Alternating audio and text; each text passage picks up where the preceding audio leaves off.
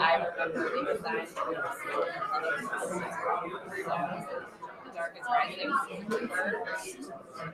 Lily's also obsessed with velocity. Okay, I'd like to call the meeting to order. Dr. Priolo, can you please call roll? Ms. Benecki. Present.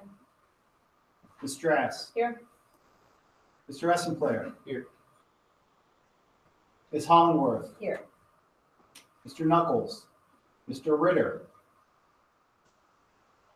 Ms. Sadiq. Here. Vice President Hogerl. Here. President Crooked. Here. Please stand for the Pledge of Allegiance. I pledge allegiance to the flag of the United States of America and to the republic for which it stands, one nation, under God, indivisible, with liberty and justice for all. Dr. Priolo, could you please read the statement concerning open public meetings? Public notice of this meeting pursuant to the Open Public Meetings Act has been given by the Superintendent of Schools in the following manner. On January 8th, 2025, notice of this meeting was posted on the interior of the school administration offices, 95 Grove Street, Haddonfield. Written notice was submitted and filed with the Haddonfield Borough Clerk, and notices were emailed to the Courier Post and the Retrospect newspapers. Thank you. Okay, we're going to start today with our student commendations. We'll start with the semifinalists in the National Merit Scholarship Program.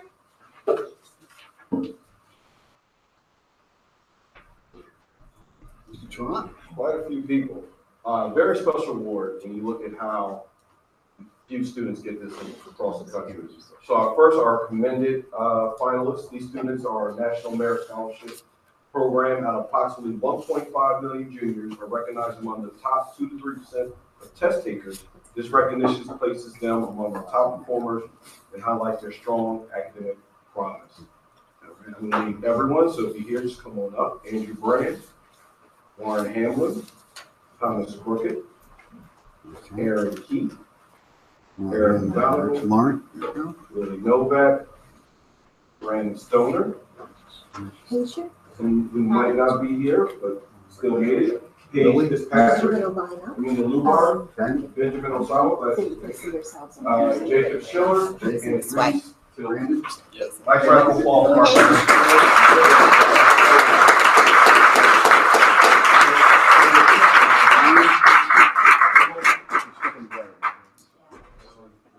It'd probably be better over here, actually. Over there? Okay. Bring it over there too. Sorry, guys. If you could just. Read it like prom. Yeah. Where's the corsages? Yeah, we have to do it. Nice. And Mr. Trump will give you these to take. Okay, perfect. we're here, why don't we have who it looks like the little one? She might be a freshman. Just kidding, we can't see I'll each get other. that down to you. Make sure, I'll stand behind you. make sure we can Well, see you. you're going to do that behind Tommy. We'll come over this way, and then we'll curve. Very nice. All right, everyone, give us beautiful smiles. Congratulations.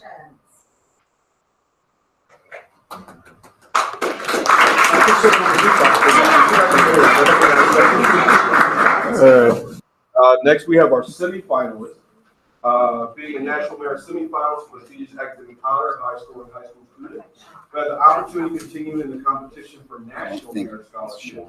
This distinction is based on your performance on PSAT, which is taken junior high school. These students represent less than 1% of all U.S. high school seniors and are the highest scoring entrants in each state. So our one who's attending, I might have two. See them. Our first one is Abigail Frey.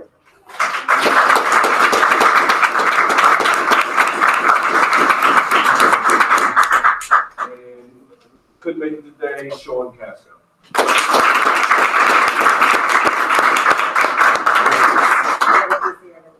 Yes, this is easy.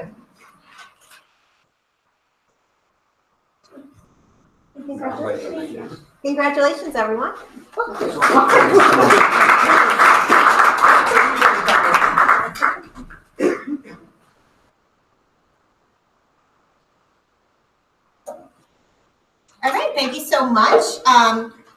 we now have Lila, student representative report.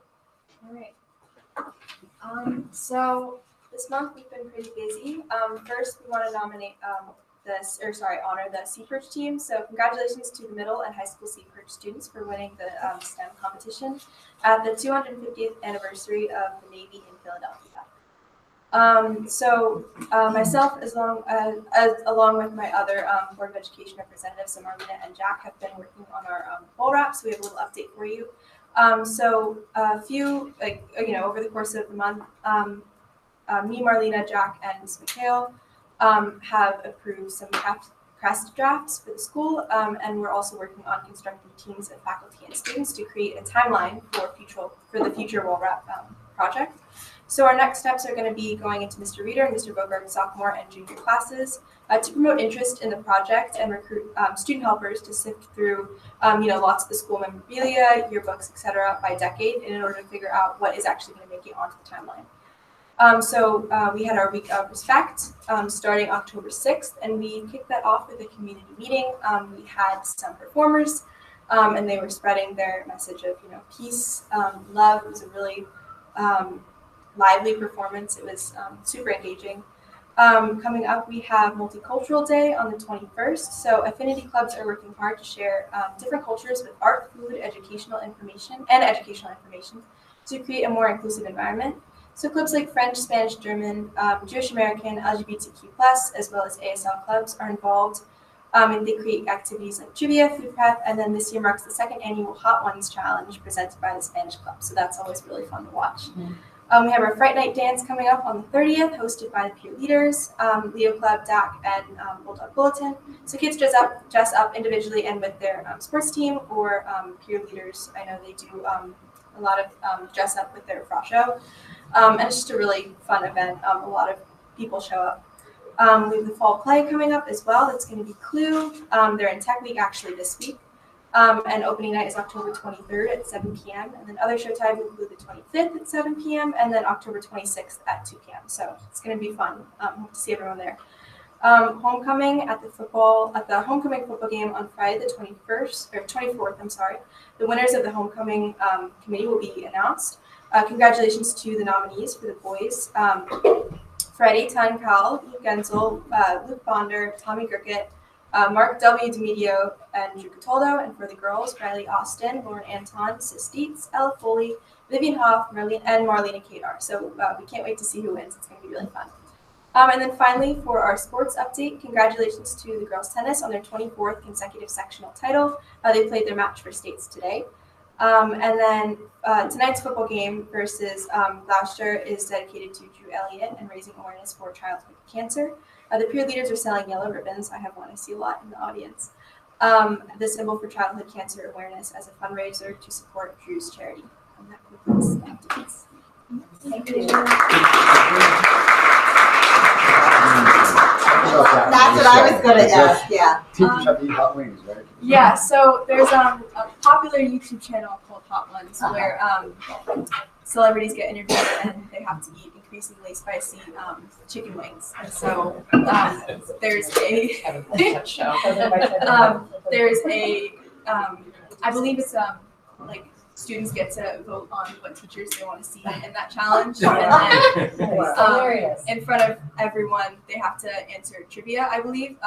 Spanish, like culture trivia related questions while they're eating hot wings. That's quite a challenge. It's really entertaining. It's a lot of fun. Thank you very much. I know you guys sell Yes, hot dogs and thank you. pizzas and everything. Thank you. And thank you all who came. I know that the game is going on. Chuck, are you participating in Hot Wings? I'm on the ballot. I believe I'm on the ballot. Probably a good sign. You can write me in.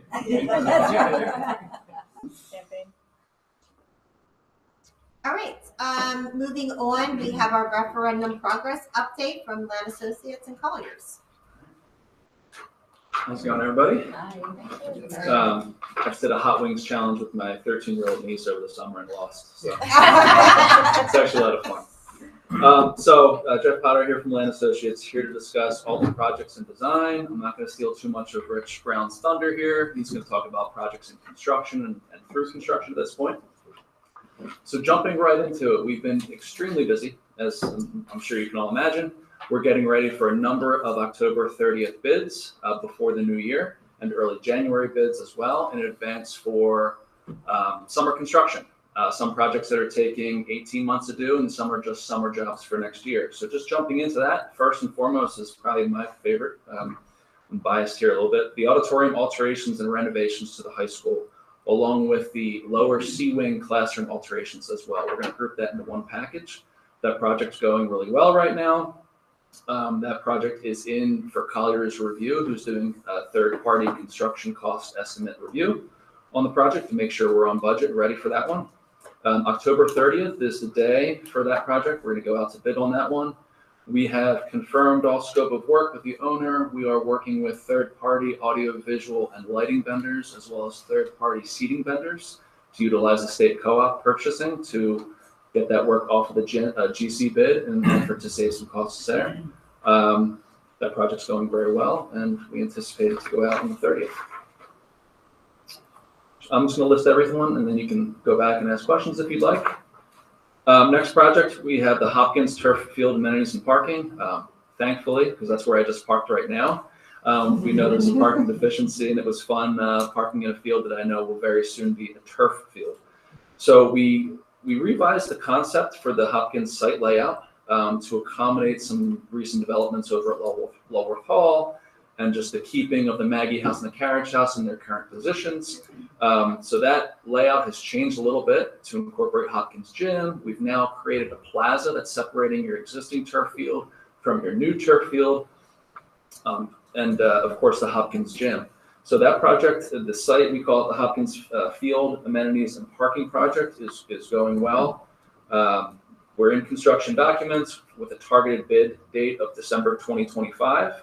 With mobilization in March and substantial completion this summer. On to the projects that are keeping me up at night. We have the Tatum Edition and the Haddon Edition. Very fun, very complex projects. They're on their way. We are scheduled for October 30th bids for those as well. Those projects are just going very well. We have structural, MEP, civil engineering. We're kind of all hands on deck right now. The next 2 weeks is going to be when everything comes together. We have everything that we need on our end to make that happen. We're just pushing. We've probably been annoying your principals lately. We've been in their buildings quite a bit the past couple months, verifying existing dimensions and surveying. So that's going well. And again, that's anticipated for, again, summer start construction with a milestone substantial completion date of this following summer to get those buildings ready for students to come back, so that construction for both those additions can commence throughout the whole 2026, 2027 year and be ready and open, ready for Labor Day 2027. Next project, A-wing and C-wing window replacement job. All the windows here are being replaced starting this summer. Same thing with A-wing, the historic A-wing. We got approvals from the Historic Preservation Commission for those projects to advance. So those projects are also moving forward. We're anticipating again, October 30th bid on that project with mobilization in June. The exception of auditorium windows are going to be replaced as well. That mobilization we hope to anticipate in May, a little bit earlier than that, but substantial completion is going to be next summer for the bulk of the work, and it's going to roll into fall as well for final completion of those window projects. There's a couple more projects which we recently advanced, which is new to everyone here. We call it Central Elementary School Interior Alteration Projects. These are projects that are going to happen next summer. Weren't anticipated to start until late November, December from the design end. We're advancing them a little bit early. We want to get out in front of them. Those projects are a couple classroom alteration projects on the ground floor, a new nurses suite on the first floor. So by Labor Day next year, you'll have, I want to say, 2 or 3 more classrooms in Central, a new nurses suite dedicated to the middle school. The existing nurses suite will be dedicated to the elementary school, and I apologize if that's reversed. I always forget, to be honest. That's correct. Yes, and a couple SGI rooms as well that we're going to come online, that is. Another project that we've advanced a little ahead of schedule just because we have some designers that needed work. So we have an abundance of work for this referendum. So we made sure their plates are full as the Hopkins gym. That project, we're talking about the actual construction of the gym itself, not the siting, which is also going on of the turf field. So that project has advanced. That's moving forward. We're working with the Haddonfield Historical Preservation Commission to make sure everything's good on their end and approved, as we are in a historic district here. And the last project we advanced on our end, but we probably won't put it out for construction just yet, is district-wide fire alarm replacement.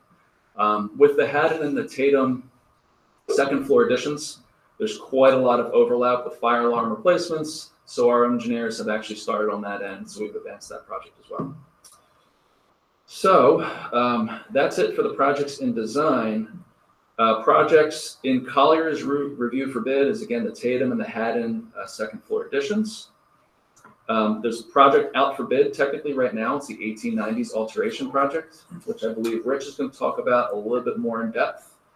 Because we recently just took bids for that, and our plan is to reject those bids. Correct, we're going to give a motion tonight to reject all bids. Okay. We'll talk about that a little bit more, and I'm sure we'll have to interface quite a bit. So are there any questions on the design side before I turn this over to Mr. Brown? Yeah, so you're moving forward with Tatum and Lizzie, and then you're getting a jump on the gym. So I know that you guys, we saw concepts early on, but at what point do we get to see what the designers are working on? So that's a good question for Tatum and Haddon specifically, because we're going out to bid very soon on that one. We did a DP page turn with administration, with some end users as well. The overall concepts haven't changed since we went out to bid. The interior finishes and selections have evolved. They've turned into just from black and white drawings to actual fit outs. So now, if it's something we would like to review as a team, we can certainly do that. We're talking about meeting early next week, probably down in Atlantic City, to talk about the Tatum finishes. Correct. And the Haddon finishes. Then we got to talk about the Haddon finishes email the other day too. So. Yes. So we could definitely put those on the agenda. Hopkins, we're very early in the infancy of that. We actually don't even know. We're going to talk with Collier's and our team, the admin, on when we want to actually bid that strategically with some other developments that are going on. But that'll happen down the road a little bit when we really get into the design of that. So maybe after we talk early next week, we can put an RFP committee together just to look at the revised finishes. I shared that one, the first version as that evolved. Yeah, and especially when you're talking about the gym starting to get into the design. I know that timing is important, and I just want to make sure that we've had enough time to at least see it before, but it needed to now go out to bid, and if we wanted to make any changes, then, so just being mindful. Okay. Absolutely. Yeah, and one of the things which I know has been communicated, but our thought is that we very much want things to look timeless in a sense, like modern, but classic, that it fits within the frame of Haddonfield, and that it won't feel dated 10 years from now. That's the endurance of the style is important to us. Okay. Just keep in mind that aesthetic as you move forward. Absolutely, thank you for that. The latest was the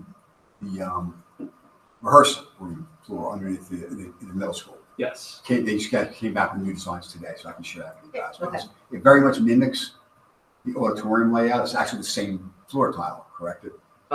Similar. It's very similar, yes. So it went from that bluish color to very similar to what was in the auditorium.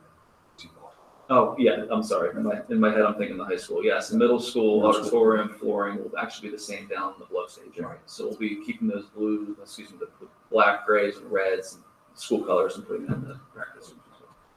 Great. Thank you. Thank you. Thanks, Jeff.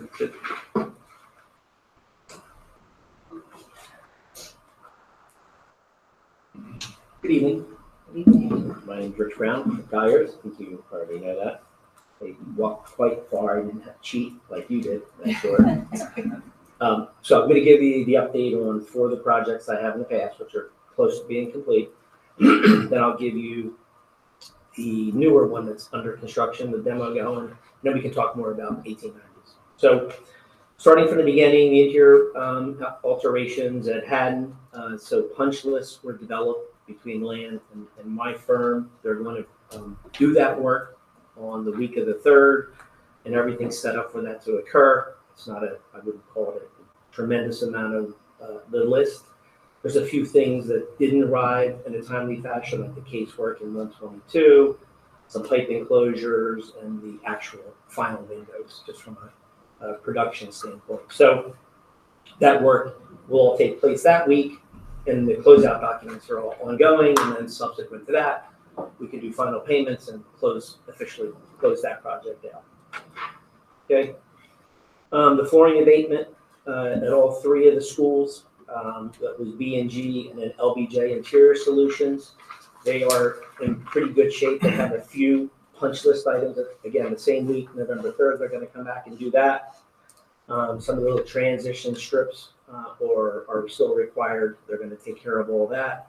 And same thing relative to the closeout documents and the final, where they get their check and we have everything that we need. So they're in that same sort of position. The ADA stadium upgrades, very similar to the other 2. Punch list has been developed by our firms. Levy is going to take care of them. They've actually taken care of part of it already. We're producing it, getting all the closeout documents. And subsequent to that, excuse me, we'll get all the warranties, guarantees, as-built, things of that nature. And then lastly, the 4th project that was done over the summer would be the C-Wing elevator modernization. Punch list has been developed. The elevator firm, which is Levy, they've completed probably about 50 to 60% of the actual punch list, so they're a little bit ahead of the other 2 firms.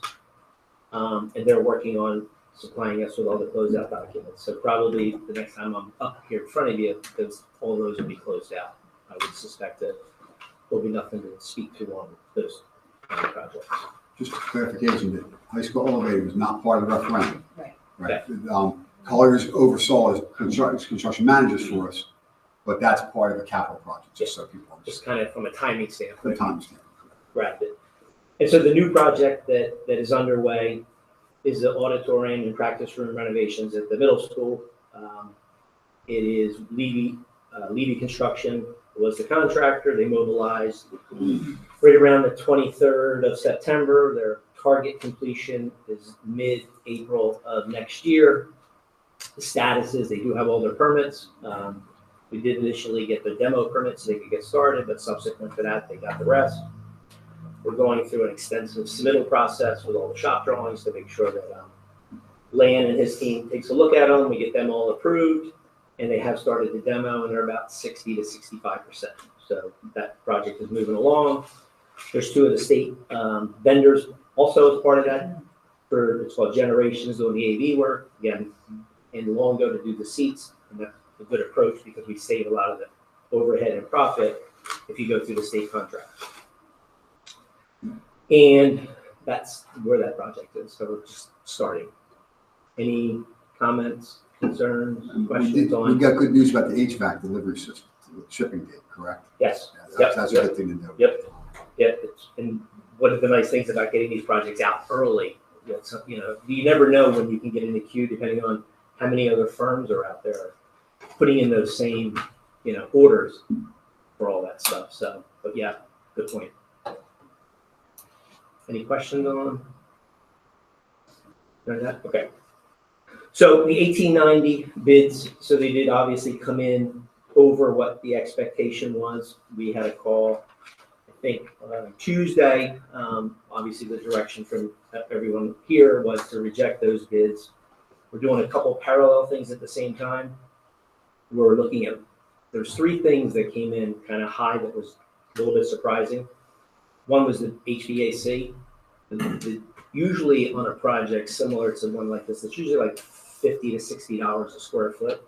The numbers that came in for this was 133, which is almost like related to a hospital or pharma.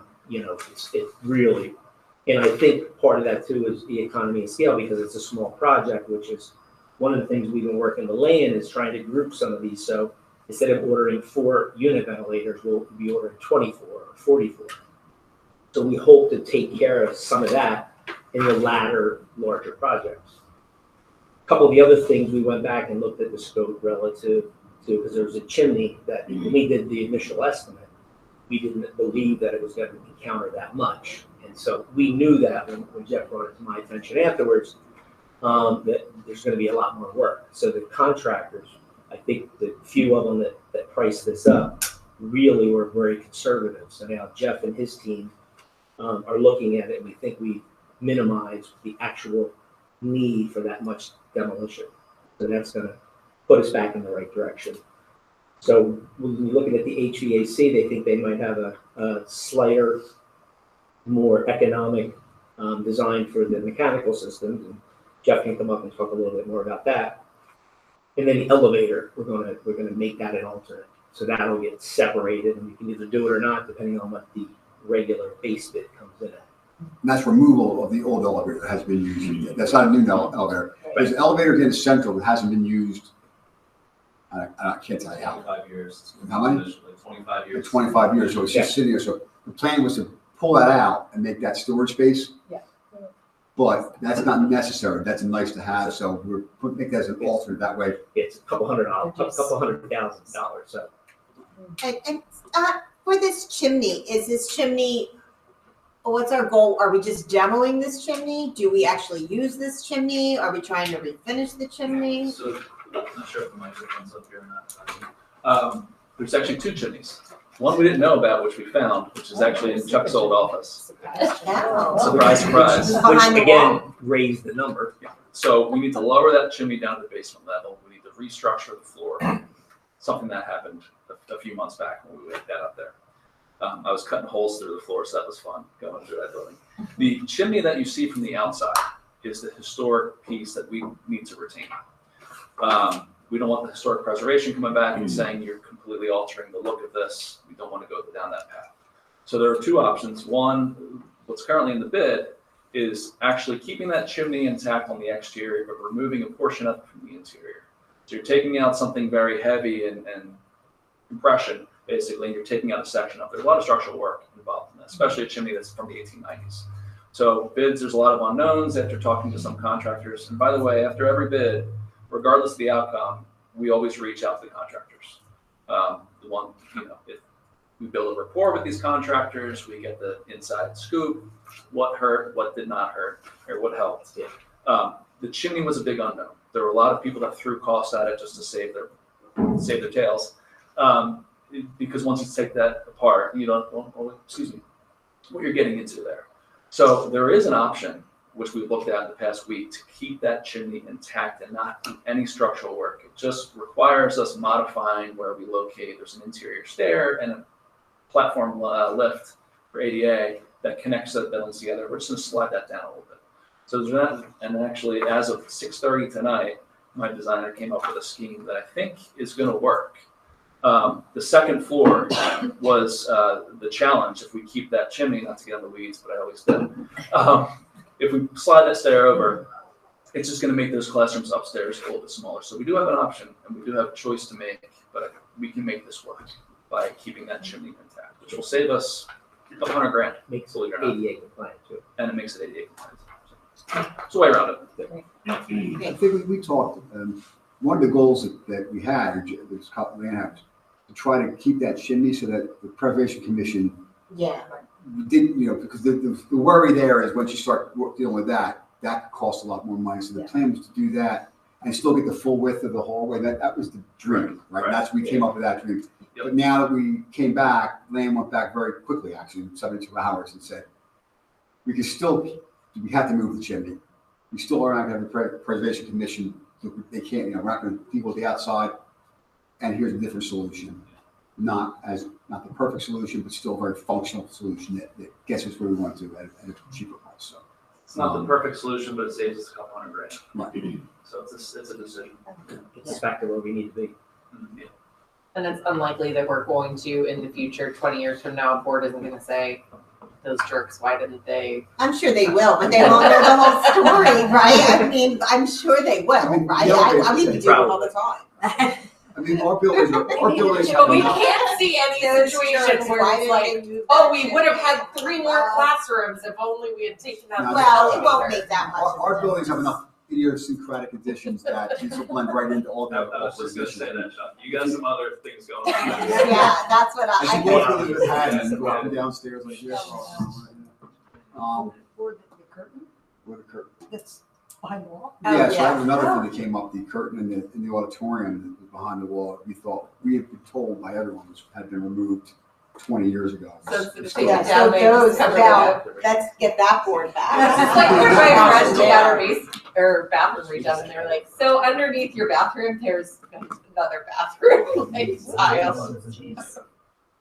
Well, that's a good point at the 1890s building. We were out there a month ago, and I wanted to cut a hole in the floor to see what the makeup was. And they kept the old floor and went right over top of that old floor with 2 other floors. Oh, wow. So we had to change our bed and put that in the bid, which that's another item that adds cost too. So you have 3 floors in that 1890s building. Yeah. Great. I moved into my house and I had 8 rooms. They just kept putting them on. But, welcome to Haddonfield. Yeah.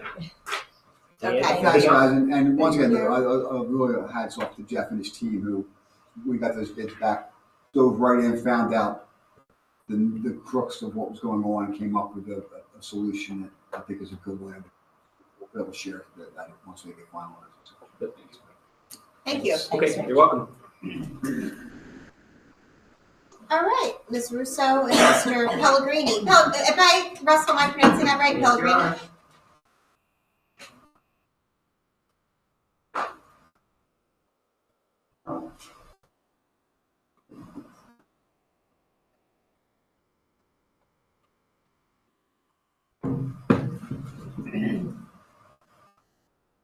Hi, everybody. I'm Katie Russo, Supervisor of Language Arts and Social Studies, and I will let Russ introduce Russ himself. Pellegrini, Supervisor Math Designs. And we are here to present the summary of results of the New Jersey Student Learning Assessment from 2024-2025, which was administered this past spring. So these are the things we're going to be talking about. This assessment covers English language arts, math, and science. We'll be talking about our achievement levels as they compare to the state, our cohort growth, 3-year trends, the assessments, DLM and WIDA, and we'll talk a little bit more about what that is, and we will briefly share the appendix. A few things to say before we start our presentation. One is that this was the last year that Pearson was the testing provider for the New Jersey Student Learning Assessment for English language arts and math. The State Department of Education has contracted with another company called Cambium, which will be in charge of the spring NJSLA. They'll also be administering a fall field test that we'll be participating in, that we're required to participate in. This assessment will be an adaptive test when it's administered in the spring, very much like the SAT has become. So we don't really know a whole lot about what that test will look like. The assumption is that it's not going to be too much different than what we administered in the spring. So hopefully we'll have some results from that we can compare. Typically, I will say we do also provide you with a comparison during this presentation of our results with peer district results. We call that district factor group J districts that are similar socioeconomic levels to Haddonfield. We do not have those results yet. We do have just kind of like a quick data point that we'll share about that, but we are required by law to share this presentation with you. There's a statutory requirement to present it within 60 days of receiving the results from the state. So we have to present this even without that information. We will be updating this presentation once it's on the website and we receive those results and sharing those with you. So those are just some asides before we start sharing some of our results. I generally do like to share just a brief overview of what this assessment looks like for English language arts. Students' ability to read fiction and nonfiction texts, their authentic texts are evaluated with a variety of types of questions, including multiple choice, drag and drop, and then also some writing components to the assessment. It's a very rigorous test. Students are required to read multiple passages in a day. of either fiction or nonfiction. It's administered over a 2-day period. And for most students, it's 150 minutes worth of testing. For grade 3, it is an additional 30 minutes, so it's 180 minutes. We receive sub-scores in these following areas for reading and writing, and the scaled scores fall between 650 and 850 for all grade levels. So the students' results that we'll be sharing are categorized into 5 different levels, all the way from not meeting to exceeding expectations. Our goal as educators is for as many of our students to be meeting or exceeding expectations as possible. All students take this assessment unless they are severely cognitively impaired. So these results include results for all students. So this is our overview of our grade level results for grades 3 through 9 for English language arts. And you can see here we have a combination. What we do is we look at the meeting and the exceeding percentages. We combine them and say, these are our students who are meeting or exceeding expectations. And as you can see, our overall results are very strong, especially compared to the state, but just in general, our results fall between 77 and 92% proficiency. At each level, you can see the percentage of students that are not meeting expectations, partially meeting, approaching, and then are meeting and exceeding. And we did put in this little detail here because we do know how important it is to take a look at our peer group. So although we didn't have our J district results to present to you, we did look at the average of the last 5 years of those J district results, and they were 81.6% for English language arts, and our average for this past year was 86.6%, meeting or exceeding expectations. So again, this is a similar piece of information.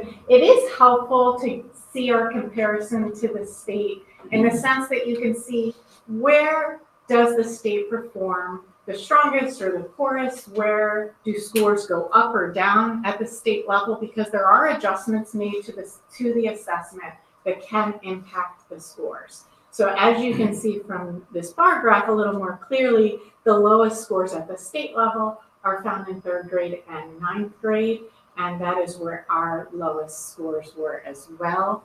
One thing in particular that stood out to me, because we did have a drop in our 9th grade scores that I'll talk a little bit more about, that was the only grade level where the state also saw a drop. Their scores dropped 8% at the state level, and every other grade level had positive change at the state level. So that does tell me that there was something happening with that 9th grade assessment that might have affected the results. These are our 4-year trends for each grade level. So these are the same grade, different students. And obviously what we're hoping for is to see a positive trend, a positive upward trend. So you can see here some notable improvements. Grade 3, 4 years ago, was at 71%. I'm sorry, that doesn't look right. Yes, it is. 71% meeting and exceeding, and they have increased to 87%, which is a 16-point gain. Grade 6 has made some great growth from 73% to 85%, and grade 7 has made the most dramatic improvements, as you can see, from 79 to 88%. And what you can't see here is that the year before it was 62%. So we've really made some amazing growth in 7th grade. We do have some fluctuation in grades 4 and 9. Grade 4 really had some nice growth this last year. And like I said, grade 9 did have a decline that we'll talk a little bit more about. This next slide is our cohort growth. So this is where you have the same students and you're looking at how are they doing in subsequent grades. So the students that started out in 3rd grade in 2023, you can see their progress from 3rd to 4th to 5th. There's really nice gains there. The cohort growth is really good. And our growth in fourth grade, you see it's a solid level of performance. The students who went from fourth to fifth to sixth. And just for each group, you can see that our variability again occurs with that last group of students that are now 10th graders. And we had some variability with our students who are now 8th graders, although they did perform this past year. And like I said, one thing that is not on this chart because it was the year prior to this was in that last group of columns there where I said we had some variability. They started out at 62% and then went up to 68. They had that rise in 8th grade, but then we did have some decline in 9th grade. So really looking at these results, I like to first talk about some of the amazing strengths that we see, because our teachers and our students and our families work really hard to have strong academic performance. And I think it's worth noting the strong proficiency rates, that 86.6% of our students scored in the meeting or exceeding range across all grade levels, significantly outperforming the state. Our long-term growth, although it was not in this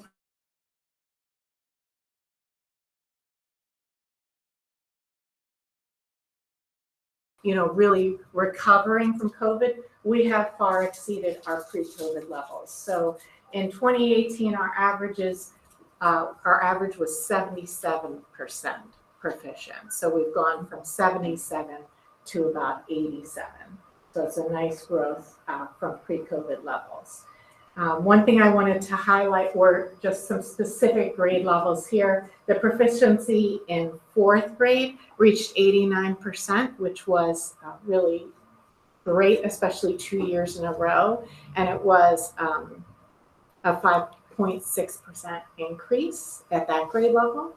7th grade demonstrated exceptional performance. I was really proud of them because that was a grade level we had targeted when we had our ELA audit and we made some changes to the curriculum. So I was really amazed to see that almost 61% of our students in 7th grade were exceeding expectations, which is really unprecedented. That was the highest level of exceeding expectations of all grade levels. And 8th grade had a very similar result in that they saw 56.5% of their students at the exceeding level and had an overall proficiency of almost 92%. So that was an excellent demonstration of their academic ability. Our areas for improvement, I have 3 particular areas that I'm looking at. One is that 9th grade cohort. And I say cohort as opposed to 9th grade curriculum because we really have not made any changes to staffing our curriculum at the 9th grade level. Our curriculum is strong. Our faculty is experienced at that grade level, yet we saw a fluctuation of a negative 9.2% change. As I said before, this particular cohort has had our lowest performing scores in 6th grade and in 7th grade, and then again in 9th grade. So this has me sort of really focused in on this particular group of students as they're now in 10th grade and will be taking the NJGPA for graduation proficiency next year. So we really want to make sure that we're targeting these students for growth. So they had some areas that were weaker in writing and vocabulary and reading informational text, specifically science and technical subjects. We saw some weaker subscores, and this is actually a trend over the years in the area of vocabulary and reading. And I want to say that I do think our students have a very strong vocabulary, but the way these types of questions are posed, it's very much dependent on the context of the words. It requires most often for students to go back into the text, find the word, read that section of the text, and infer the meaning based on the context. And usually it's multiple meaning words. So words that in different contexts would have a different meaning. So it might be a word a student is familiar with. They may think they know the meaning. In a different context, they'd be right. And that will be one of the choices for that question. And that's sort of like that trick that testing creators do, is they have that distractor in the choices. So that is an area that we want to focus on. How are we addressing vocabulary in the classroom? Are we emphasizing the importance of context, especially with multiple meaning words? And then we've talked for several years about the gap between 5th to 6th grade. And if you saw, or as you saw, for our 6th grade scores over the course of the last 4 years, they are increasing, and we have a great trend with our 6th grade scores. However, now that we're having that positive trend, now we're going to look a little bit deeper, and we notice that we have students who have this mobility and that they're dropping from exceeding to meeting. And even though they're meeting, and that's great, we want to ask ourselves, well, why? Why are they moving from exceeding to meeting? It is a transition year. It is a trend for all districts who have that transition from 5th to 6th grade.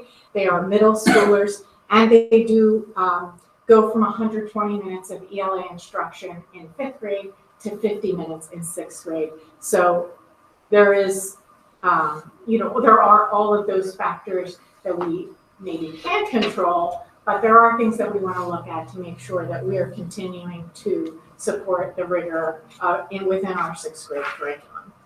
So there are some action steps that I'd like to take as a result of this data. So our next steps include looking at not just ELA 9, but really also talking about those ELA 10 students. So increasing opportunities to read and analyze academic articles. And our teachers have already started doing that. They intentionally brought in some academic science-related articles very early on in the school year this year, which they don't typically do, for students to annotate and analyze.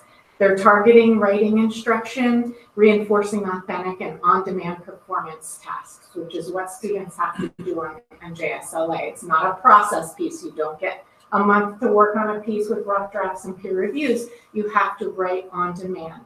And so teachers are having students practice that and also reinforcing the skills that support that type of writing.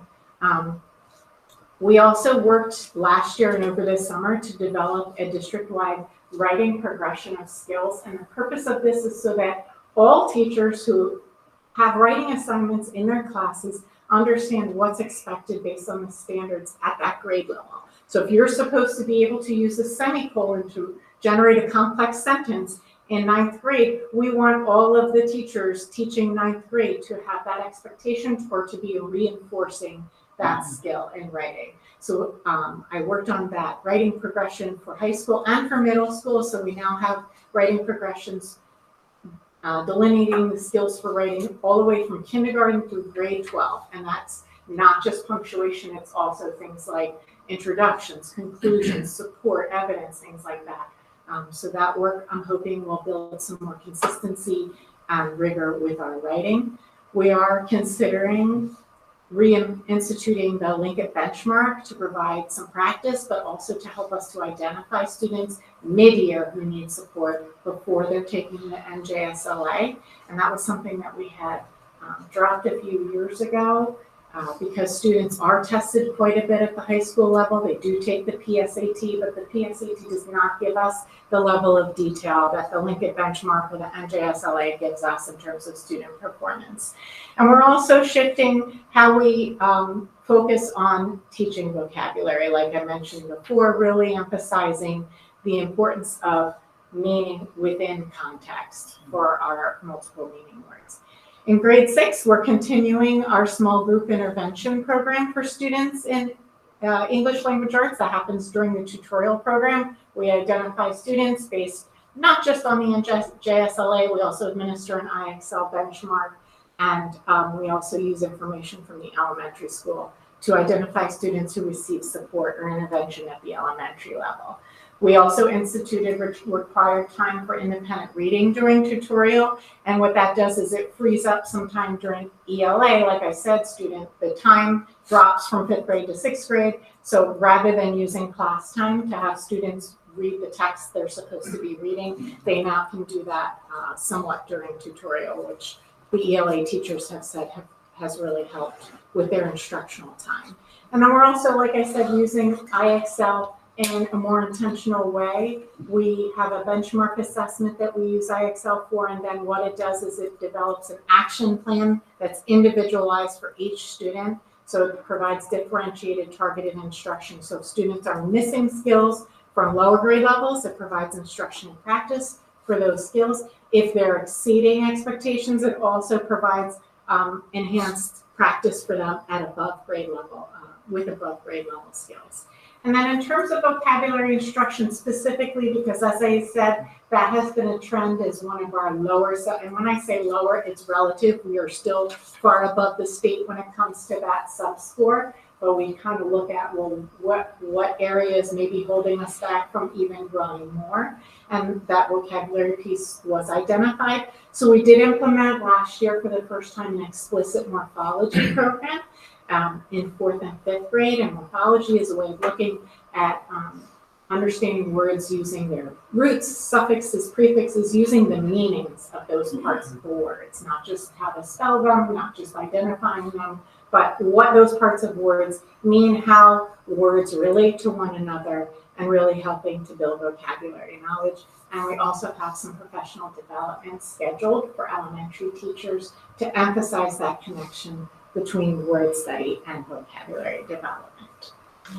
So that is it for English language arts. I'm going to turn it over to Russ, and then at the end. Any questions before Yeah, we go do we to want the to next have one? questions for ELA first? Let's do that, yeah. Okay, This is so thorough, and thank you so very much. sure. And the ninth grade scores, I think that it's great that you're looking at that cohort and what were where were the weaknesses and how do you address it? And that's perfect. But it's not just that cohort, because the scores drop with the state as well. Correct. So, And until we get the peer comparison, that I'm very interested in seeing with the peer comparison if their scores dropped as well. That will give us a better idea of whether this was a testing issue. Okay. Got it. If that's where you were headed. Yeah. I'm sorry to That makes interrupt sense. you. Yep. Yeah. Okay. Yeah, I just wanted to say thank you. I think the idea of bringing in you were talking about bringing in more like scientific articles and research articles. Yes. Because one of when we did that alumni feedback a couple years ago, and I know that the science program had talked about bringing in more research articles, but the alumni had reported one thing they felt like they were missing was more practice and learning of reading research articles. And I know when I teach English Comp, it's a very explicit instruction of that, and it's not intuitive. So I think learning to read those young are great, because I think it'll really prepare them to something that they're going to do in college. There are actually a couple other things now that you mentioned that we are doing that relate in the elementary grade levels. We're starting to look at how can we bring science-based reading into our reading instruction, and we are looking actually at scientific articles even at the elementary level that relate to our science standards and science curriculum. And the other piece that, now that you mentioned English Comp, is that by adding AP Lit to 11th grade as an option, which we are doing for the first time this year, our hope is that we will have more students able to take AP Comp senior year, and that as more students take that course, that will also give them more foundation in that. So thank you. That's great to know. I think it's also important to point out the writing progression chart is not just for English teachers. No. Right, it's for history teachers and whomever. So that way, any teacher who has something written in front of them has that same expectation. So it's not just English teachers. This is a way to establish across the board. This is what ninth graders are supposed to be able to do. As a history teacher, I expect you to do that in my class too. Yes. Consistent expectations. Yes. So that's something I'll be working with them throughout the year on it. We introduced it to them in the fall, but it's something we'll be continuing to look at. It is linked in the presentation for the public as well, and shared with anybody who would like. Will they also be talking amongst each other, like say if the history teacher notices that a particular student is struggling with writing concepts, are they in communication with the writing instructor? They sit in the same office. That's what I was Yes, assuming. they share an office across the hall. There's a lot of conversation between those teachers. Yeah. Yes. Thank you. Thank you. Okay. So I'll be introducing the math and science results. I'm going to start with math.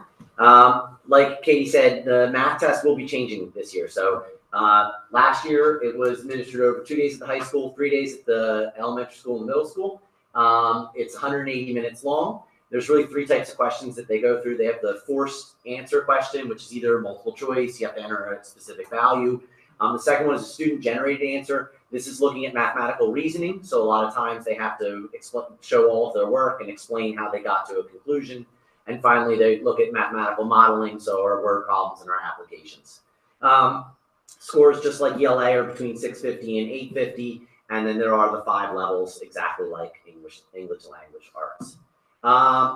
So when we look at it here, there are 5 levels, and just like English language arts, I'm struggling. The green levels we kind of group together in blue over on the right. I think some things that kind of jump out at me. Elementary grades really do fantastic compared to the state. We have a dip in 6th grade. We are going to talk more about that, but that mirrors what goes on in ELA. Although there are some things that we have in place to kind of really concentrate on that grade level. 7th grade goes back up. Note Math 8 and Algebra 1. This is where this chart gets a little bit different than ELA because this is for each test. And in 8th grade, some of the students take Algebra 1, some of the students take Math 8. So you can notice that there's only 85 students who are taking the Math 8, and the stronger mathematical students were taking the Algebra 1 exam.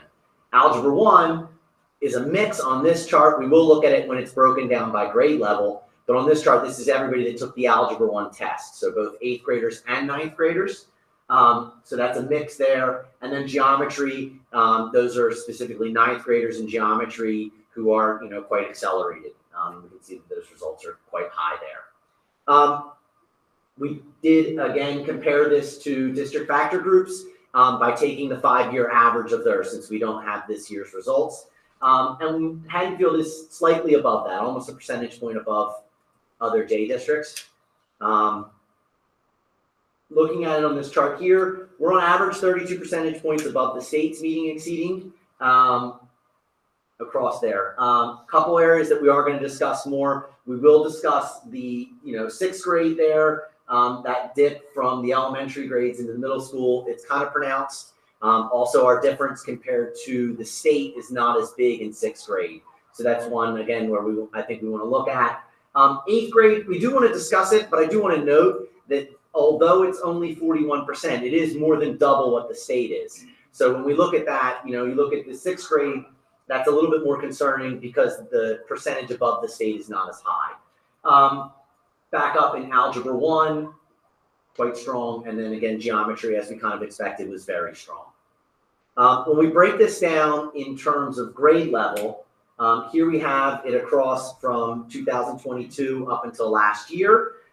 Some things that we can see, again, the elementary grades quite strong, and I think we see a lot of positive growth in there. I think we see that 4th grade's got that upward trend, 3rd grade's got an upward trend, kind of dipped by a percentage point here, but that's quite small, I think, all things considered. 5th grade had a dip, and then we kind of bounced back last year. 6th grade, again, an area where we have a little bit of concern there that it's a little bit lower there than we would like to see. 7th grade, 8th grade, again, positive trends. What I think is interesting here is that after Katie talked a lot about the 9th grade, as a cohort maybe having a little bit more difficulty, it's again kind of showing up there, and that we had positive trends in 9th grade, and then all of a sudden we have a dip last year. So, and again, we have some things in place there to kind of support those students and to support our 9th grade, the new 9th grade students as well. Here, this is the same students moving through. I think, again, we can kind of see very positive in the elementary grades and that dip in 6th grade, that transition year. I think, again, there's 2 things factoring in there. I think we have curricular questions that we want to look at in 6th grade, and we are addressing in 6th grade. And we also have to kind of address the fact that that's that transition year from elementary school to middle school. I think one of the really positive things we can see is that once they are in middle school, that 6th, 7th, and 8th grade is a complete positive trend there. If we look at the last one, we have that dip in 9th grade, and we're going to talk a little bit about how we can address that from a cohort standpoint. Moving on to science. Science is a little bit different in that the science exam is only administered in 5th, 8th, and 11th grades. It's taken over 2 days. It's still 180 days of testing. Essentially similar in that they have both forced response questions and constructive response questions where students have to kind of justify their thinking. Scores there between 100 and 300, and here there are only 4 categories from minimal proficiency to advanced proficiency. Again, what we want to look at and what the state wants to look at is look at those top 2 categories, those top 2 tiers. Here's 5th, 8th, and 11th grade. You can see 5th grade, 65% compared to the state. I think one thing I want us to notice is that the science state results are considerably lower than math, which is actually, again, lower than ELA. The 8th grade results, 39%. We're going to talk a little bit about 8th grade. That actually is a big jump. It's more than double the state. The state's only 19%. I did reach out to the state to kind of get a little bit of clarification as to exactly why only 19% of 8th graders in New Jersey are meeting the standards that we're setting. I didn't get a super clear response on that. But we were going to talk a little bit of what we have in place to support our students moving forward and some things that we're doing to kind of make students connect what they're doing in the classroom with what's going on the state test and the state standards. Again, we compared it to district factor group J districts. We are slightly lower than their 5-year average or 4-year average. And it's only a 4-year average because that's all that the test was given. That's when they started giving the science exam. Looking at this in kind of chart form, again, we are double or nearly double what the state averages are. And that doesn't mean that there's not room for improvement there. There's a dip in 8th grade, similar to what the state has. Looking at it across 4 years, I think that what we see a couple things. First, there's a rising trend in all of them. That's positive. That there is improvement. There is, again, room for more improvement, but that's nice to see. I also thought it's nice to see that although 8th grade is low, there was a big bounce in 8th grade back from the previous year. And I think that was really positive to see that we're at 39%. Overall, we're approaching that district factor group results 56%. And the rising trend, I think, is something that's really positive. And like I said, we're going to kind of dig into areas of improvement and also strengths as well. Starting with highlights, I think we have some very strong proficiency rates in mathematics. Almost 76% of the students meeting or exceeding levels across math, significantly outperforming the state. Again, it is about a percentage point higher than what the previous year's DFG results are. It'd be interesting to see where that comes in when those results are released to us, hopefully in December. Growth in math, 3.3 percentage point increase in the number of students that were meeting or exceeding. That's across all grade levels, so that is an increase for us. Strength in elementary math, I think that it's very clear that the elementary math was far above the state standards there, and in the meeting and exceeding categories, 37 points above the state. I think that we want to acknowledge that there is growth in science, that there is a positive trajectory, and that's a really good thing, that we are seeing growth. The science testing results are the highest that have ever been in the district this year. 2019 was the first year the science test was given in New Jersey, and we are higher than we were then. 8th grade rebounded. It was a 15 percentage point increase. Again, we're going to talk about some stuff we have in place for science to get even better, but I think that is a positive thing for those teachers to see, it did bounce back from where they were. Areas for improvement, 9th grade, students taking Algebra 1 in high school underperformed compared to their peers.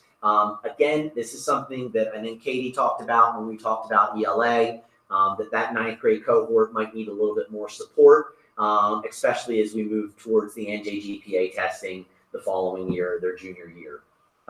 6th grade math, this continues to be a difficult year, not just, I think, because of transition, but we are looking at curriculum changes. I'll show you in the next slide.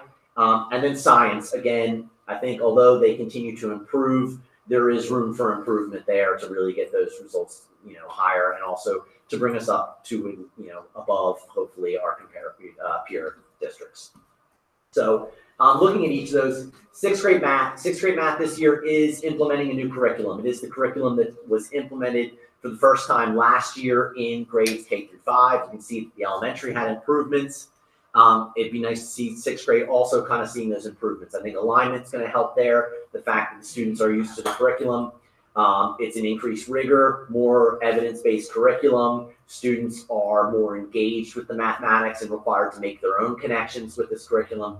And the 6th grade teachers are working very hard in implementing this. It is a big change for them.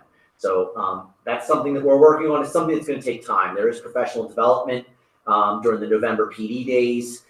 Myself, I've been working with them at least every week. I was in there today. We met with the iReady team again today to kind of look at implementing that curriculum and some things that we can do to really kind of help the students there.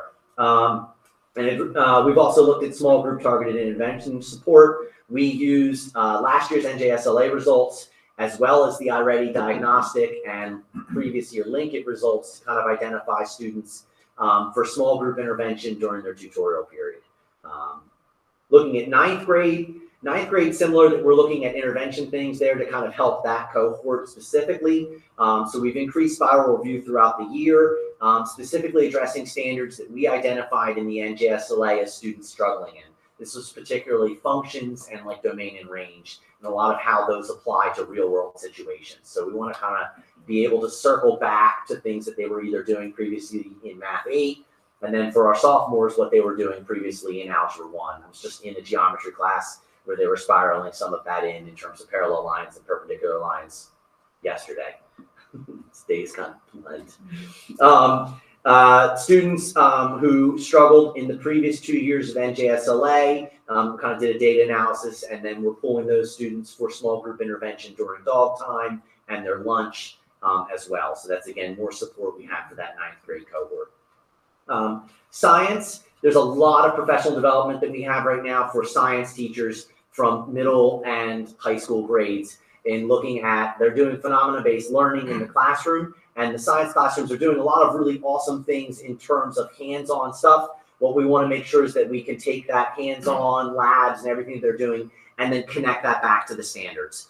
We have professional development 2 full days during November and another day in February, where we have a team coming in that specializes in taking phenomena-based learning and then connecting it to each of the 3 areas of standards for the NJSLS. So that's something that we're really doing to kind of hope that we can take a lot of what we're doing that I think is really awesome science work in the classroom, but allowing it to connect back to New Jersey standards to kind of improve test results there. In the high school side of things, we have 2 new courses running this year in the high school, the Physics of Sports and the Natural Disasters course. Both of these courses are designed so that students can be exposed to both the earth science standards and physical science standards at the high school.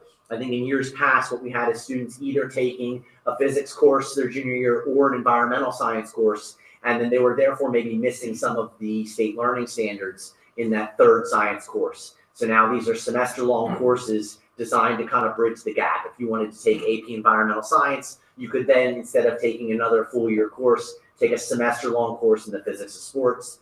Likewise, if you wanted to concentrate in physics, you could then take a semester-long course in Natural Disasters, which really is filling in those earth science standards. Both those courses, again, I've been in them a fair bit since they're new courses being run. There's a lot of really awesome stuff that the teachers are doing there to kind of allow students who might not be as engaged with physics or environmental science connect with those standards. They're shooting little rockets, and they were dropping balls off of the stadium over here to kind of predict where they would go in the physics course. The environmental science course, they were doing a lot of looking at waves to kind of predict where earthquakes would go and so on. So really neat stuff for them. And again, all of that's tied to the state learning standards. I'll take questions before I'm going to tag Katie back in for DLM and WIDA. Yeah, I just think to continue keeping an eye on the science, and you don't want to teach to a test, right? I mean, I know you know that. It's like hard because I think sometimes when you do more of the project-based learning projects, research, it doesn't always translate to standardized tests. And so it's... Yeah, I think a lot of it could just be making it explicit. Like, we know this is the standard we're trying to reach. we know that this is the standard, that the lab is showing us that the kids are playing with something. How do we make that explicit in the write-up? Yeah, that's true. Like, It seems yeah, like I the think PD that's should be it. helpful. The PD is explicit yes, something. she's supposed to be, the lady we have coming in is supposed to be really awesome. I get to get a little, foreshadowing of it. I'm going to the NJ Science Convention on Tuesday next week, and I'll be able to see her workshop there and connect with her. I've connected with her already online via Zoom, but kind of to see a little bit of what she does. But that's really what she does, is she looks at the NJSLS has 3 main areas for science, and all 3 days, each day is just concentrating on one of them, whether it's core ideas, science and engineering practices, and so on, and then saying, all right, what are we doing phenomena-based? How do we draw it back to this area of the standards? So I think that should be pretty awesome. Great. Thank you, Russell. Thank you. Great stuff. I'm going to try to be very brief with this overview. The DLM and WIDA are 2 standardized assessments that are administered in our district to very few students. However, we are still required to report the results of those assessments. The DLM is a dynamic learning math assessment.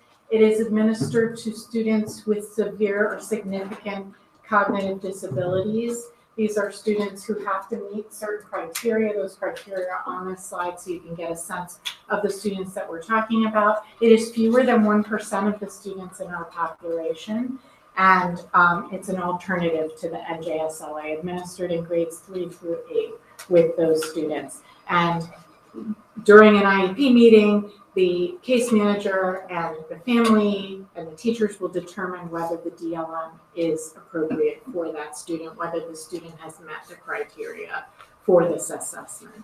So the DLM score reports provide scores related to their overall performance in these 4 categories that you can see here.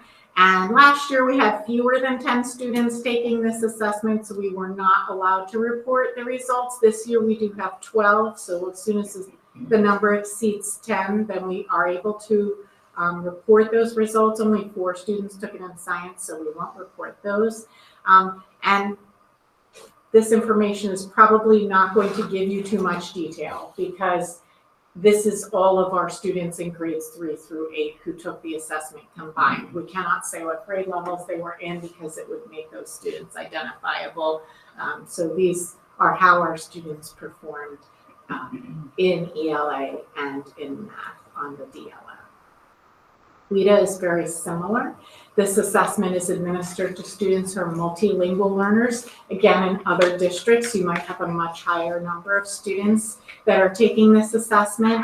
For us, this assessment really guides our teachers who are working with those students who are multilingual learners, so that they know exactly what skills to work on with them. So this, I'm not going to read all of these details to you, but you can take a look at these if you're interested in what the WIDA assesses. Here's our population. We had 9 students, so because once again, we're under 10, we can't report the results of these, but you can sort of see the distribution of our ML learners in the district by taking a look at this chart. Again, once we have the peer comparisons, we will be updating this presentation, but we will share the presentation now as it is. I think the only other one is we do have an appendix. Yes. And the appendix addresses all of the subgroup reporting. We're not going to go through the other, 40 slides with you on this, but this is of course available. And as Katie mentioned, we're going to update it with the DFG reports, and the other one is really what we're looking forward to seeing what will happen with the adaptive tests. Okay, thank you. Thank you both very Thank you. much. For the DLM, is that just students that are within district? So any students that we've sent out of district?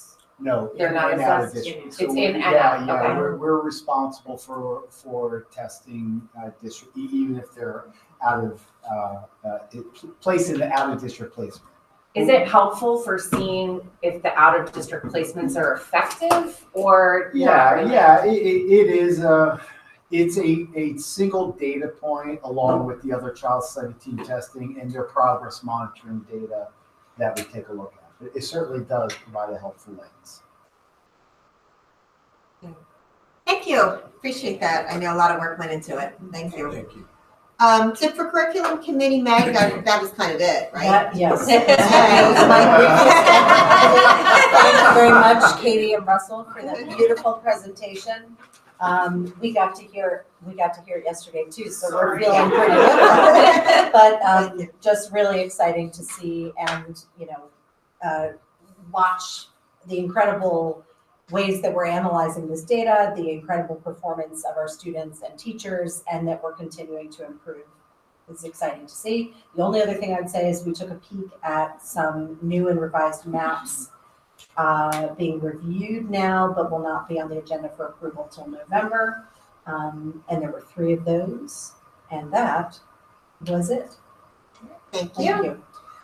Greg, we do not have finance facilities yet. Policy we did last time. LRFP, we had Lanning Colliers. So, all right. PTA updates. I have an update from Lizzie. Okay. I met with the Elizabeth Haddon PTA president, who happens to also be named Liz. She is very excited about how things are going so far. I think rightfully so. They had a really great turnout for their first meeting, 25 attendees, which is pretty big. She had attributed much of that to Mr. Bissinger doing a state of the school address, again, highlighting on a school level basis the NJSLA results and the school climate survey results. They are at 194 PTA members when she and I spoke, which was up from 130 last year. The fall fair was the most financially successful they've had to date, raising funds which support the district, including field trips.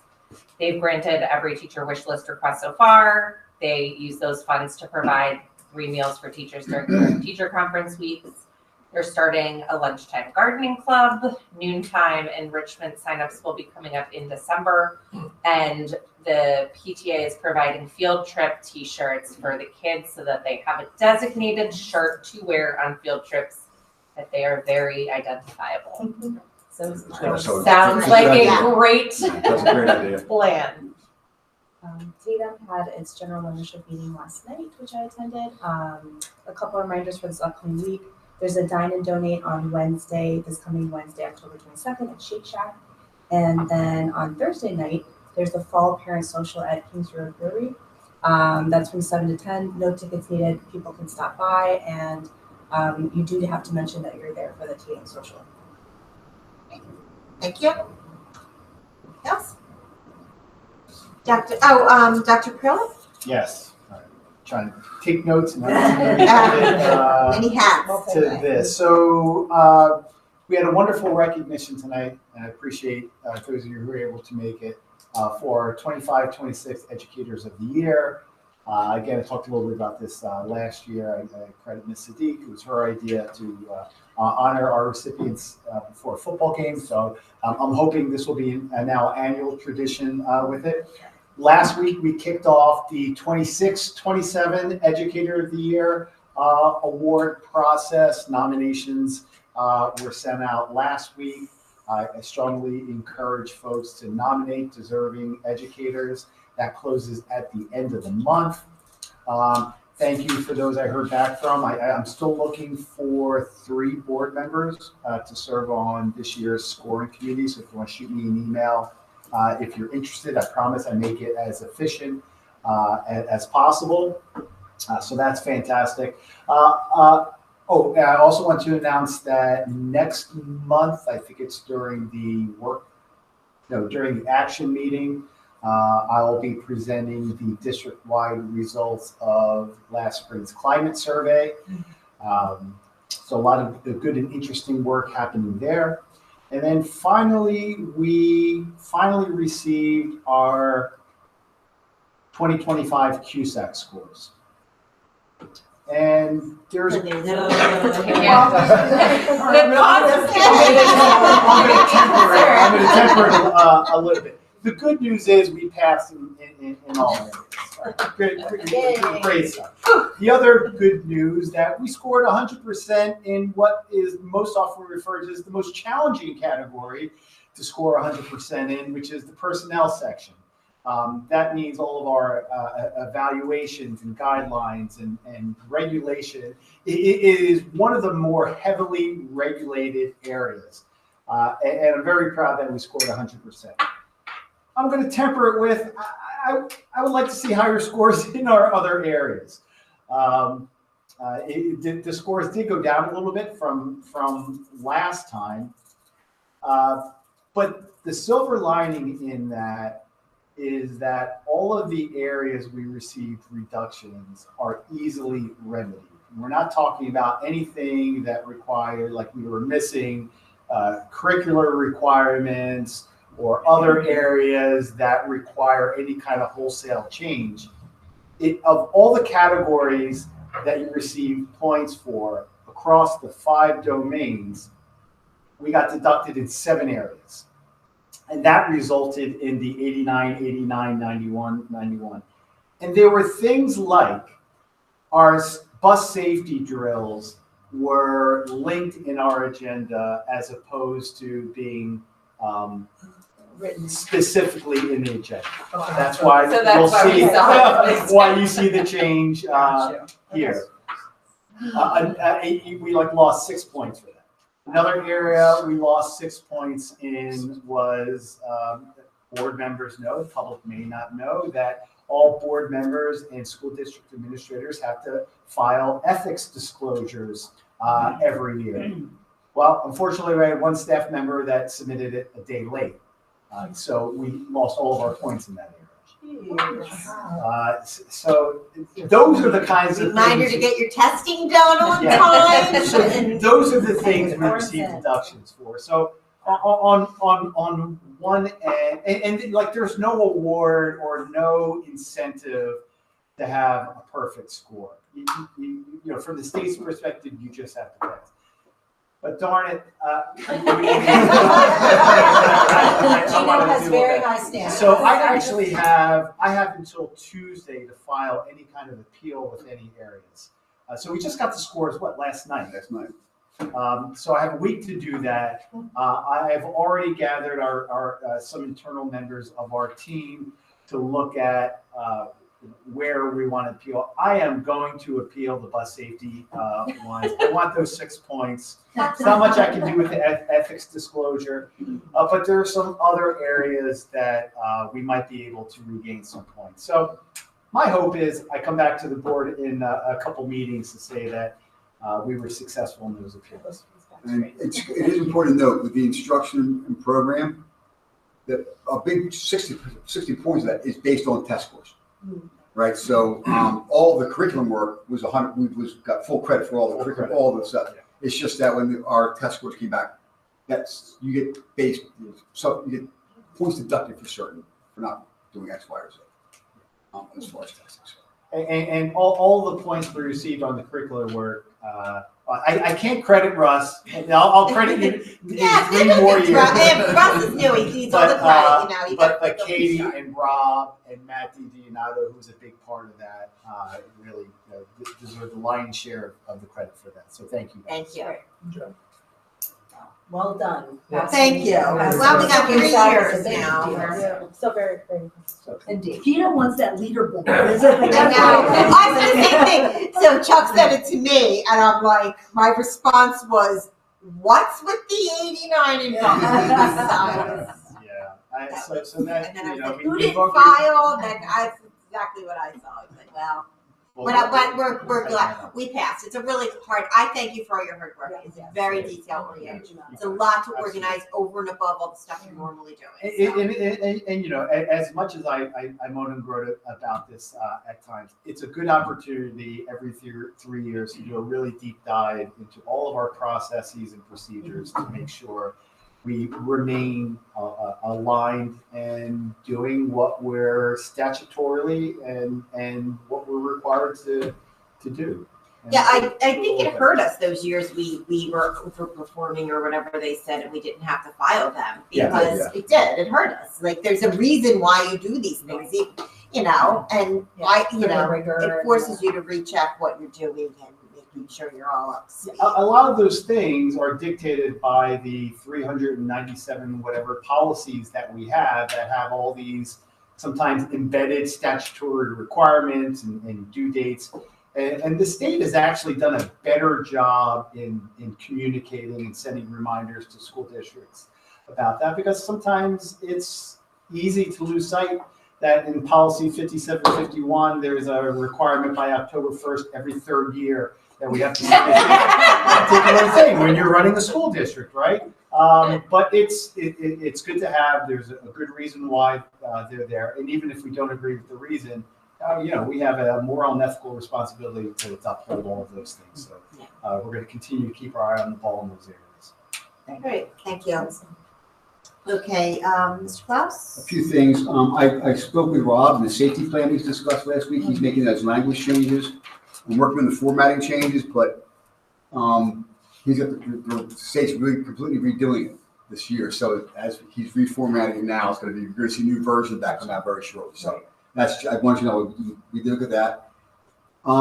It is October 16th, which means our student count date up to the state was yesterday, October 15th. Oh, so we missed it. So now, as we were hoping, our friends who were moving into the place at Haddonfield got in September or August. We're now hoping they get in May, because we will not see any funding from those any new students we get from the place at Haddonfield.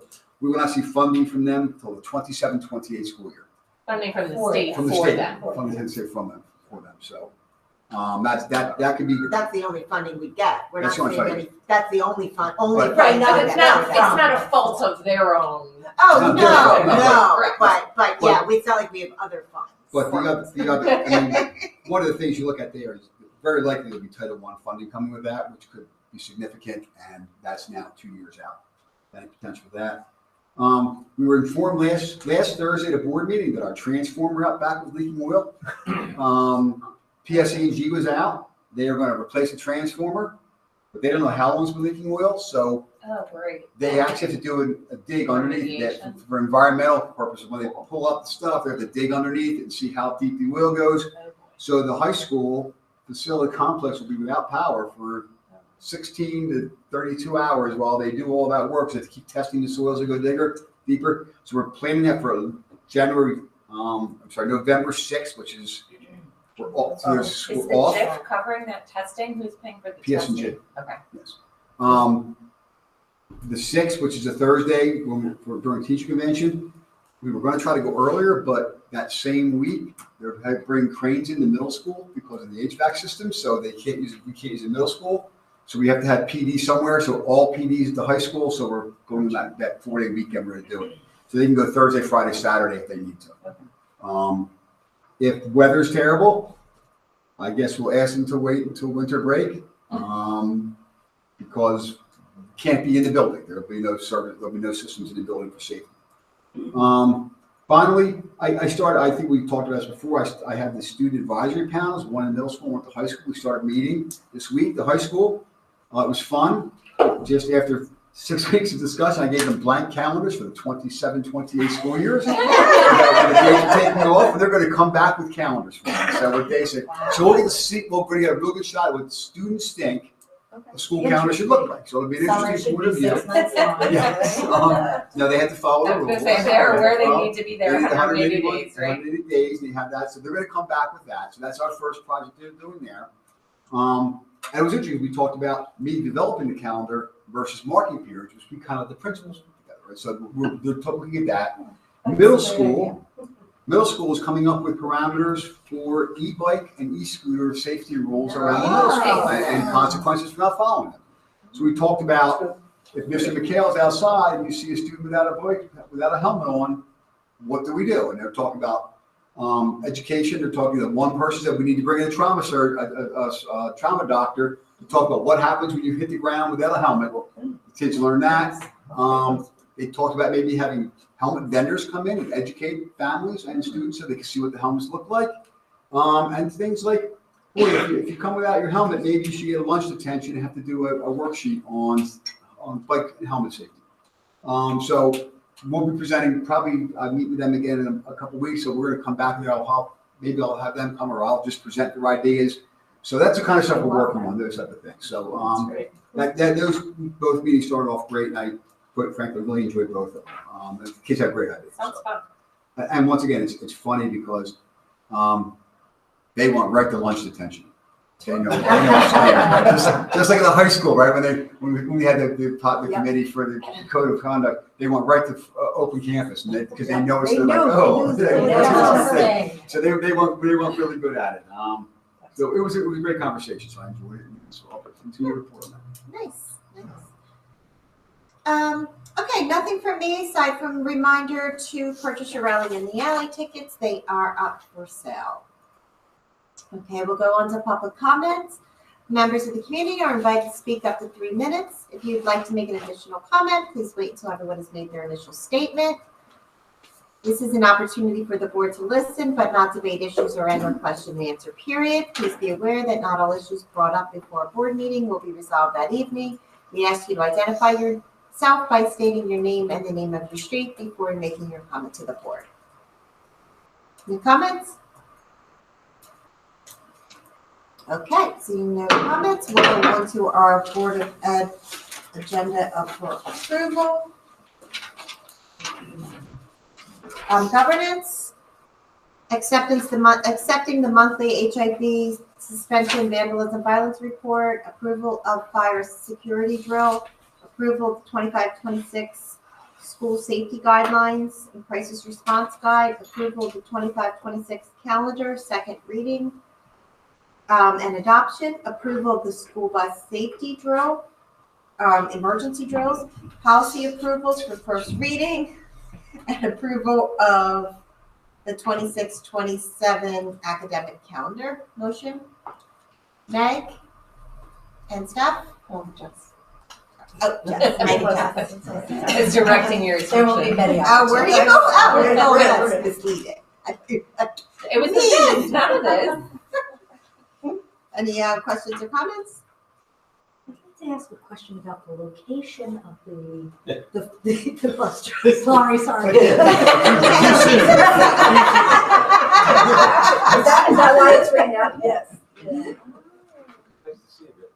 I will say that was my daughter's comment about, I really like being in Haddonfield School District because we get to do bus drills, and we didn't do that at Haddonfield Friends.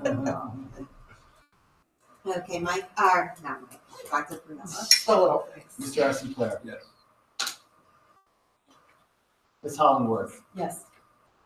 Mr. Ritter. Yes. Mrs. Siddiq. Yes.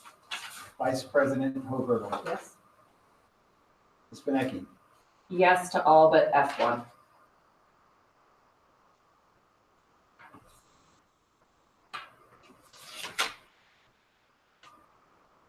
Ms. Strass. Yes.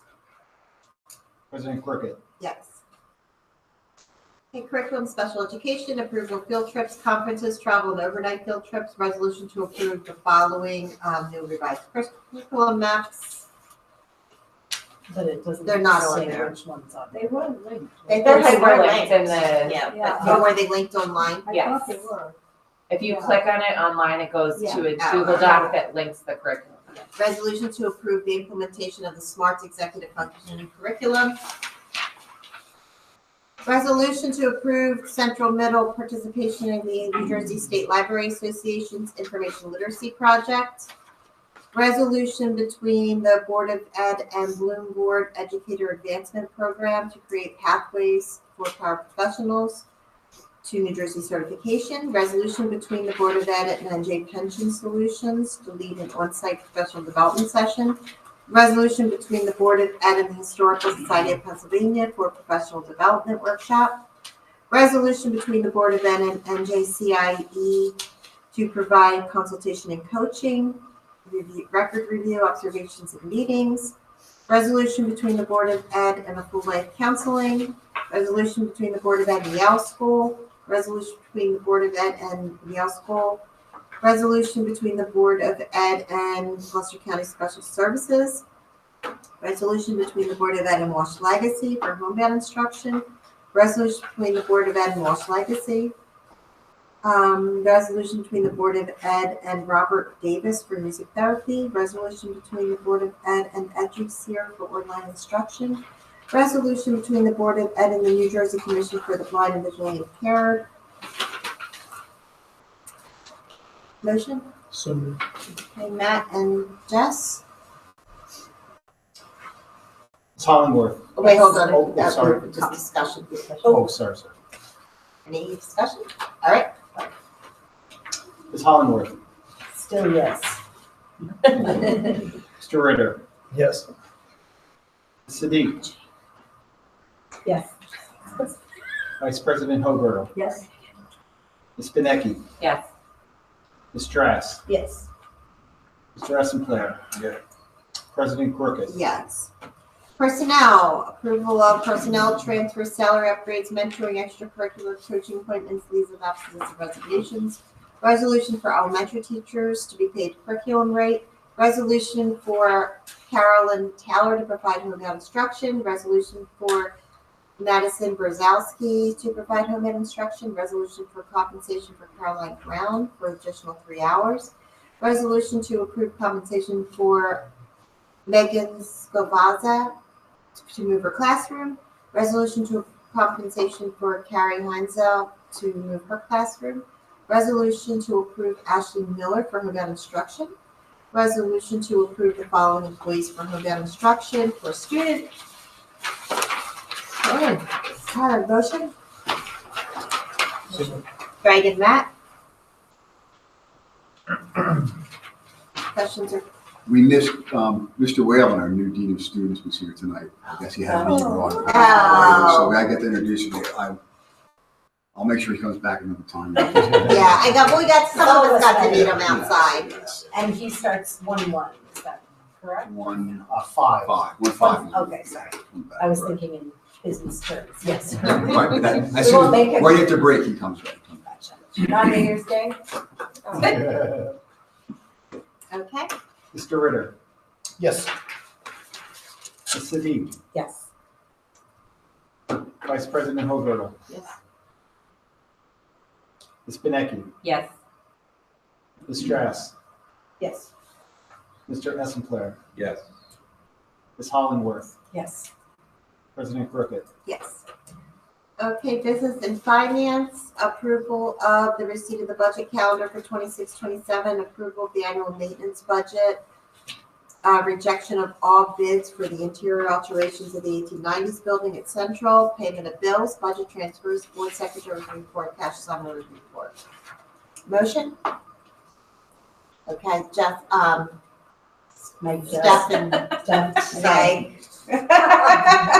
You I guys. forgot my own name there for a second. It's been a long day. I swear, yeah, I start to, I'm like, I get like the sundown in after 8:45. Subsection D, it looks like we need a 5 at the end of October. We're not the year of 202. yeah. Yes. There are 202 bills. Yeah. Any other? That's all. Okay, you can call it. Mr. Ritter. Yes. Ms. Siddiq. Yes. Vice President Hoagirtle. Yes. Ms. Benecki. Yes.